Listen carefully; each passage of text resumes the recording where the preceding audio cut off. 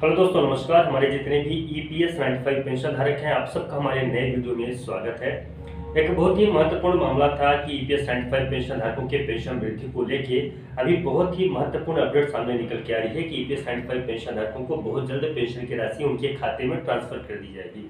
जितनी भी प्रक्रियाएं थी, प्रोसेस थी, लगभग सब कुछ कंप्लीट हो चुकी हैं और ईपीएस 95 पेंशन धारकों को उनको पेंशन की राशि दी जाने लगेगी। लेकिन वो डेट कौन सा है, कितने तारीख से ईपीएस 95 पेंशन धारकों को पेंशन की राशि दी जाने लगेगी, इसी के ऊपर हम लोग बात करेंगे। सबसे महत्वपूर्ण बात है कि थोड़ा सा पीछे चलते हैं और दो टॉपिकों के ऊपर हम लोग समझते हैं। पहला नंबर है सीडब्ल्यूसी की जो बैठक होने वाली है वो काफी महत्वपूर्ण होने वाली है, ये ईपीएस 95 पेंशन धारकों को पेंशन की राशि मुहैया करवाने में।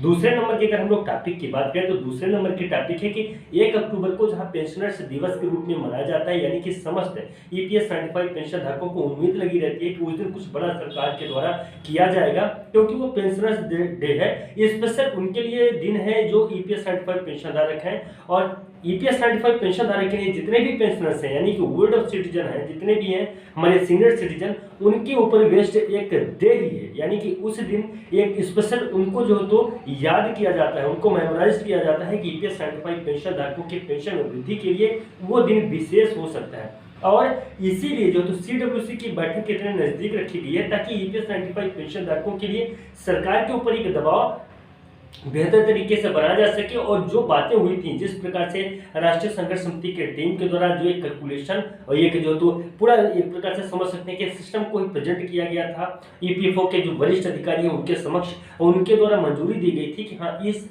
जो ये आपके द्वारा जो तो मौजूद किया जा रहा है या प्रस्तुत किया जा रहा है, ये काफी परफेक्ट हो सकता है ईपीएस 95 पेंशन धारकों को पेंशन वृद्धि करने में। अब सिर्फ ये है कि पेंशन को बहाल किया जाए। प्राप्त जानकारियों के हिसाब से मैं आपको बता दूं कि अभी कुछ दिन पहले ही ये पता चली थी कि लगभग ऑलमोस्ट जितने भी कार्य थे, पेपर वर्क में ही काफी ज्यादा डिले हो रहा है। पेपर वर्क कंप्लीट ही नहीं हो पा रहा है, क्योंकि जब एक पेपर वर्क में एक सिस्टम को अपडेट कर देते हैं, किसको बना देते हैं, तो कहीं ना कहीं दूसरे सिस्टम में एरर आ जाता है और जिस वजह से जो तो इतना ज्यादा डिले होता चला जा रहा है। ये तो हो गई पेपर और जो तो कुछ एरर से समस्या। अब कुछ बातें ये भी आ रही है कि जो ईपीएस 95 पेंशन धारक हैं उनके प्रॉपर डॉक्यूमेंट्स जो तो अभी तक सबमिट नहीं हो पाए हैं। कुछ बातें ऐसी आ रही थी, ज्वाइंट डिक्लेरेशन फॉर्म की जो बात की जा रही थी, तो वो फॉर्म भी अभी तक जो तो प्रॉपर तरीके से जैसे सबमिट हो चुका है, तो उस पर जो तो काम चल रहा है। हालांकि कुछ लोगों को पेंशन की राशि मिलने भी लगी है, ऐसा भी सुनने में आया है, और कुछ की जो तो प्रोसेस में है और बहुत जल्द, जैसे कि पीपीओ नंबर सब कुछ हो चुका है, उनको एनरोलमेंट नंबर भी मिल चुका है। तो कहीं ना कहीं अब तो यह स्पष्ट हो गया है कि ईपीएस 95 पेंशन धारकों को पेंशन की वृद्धि हो सकती है।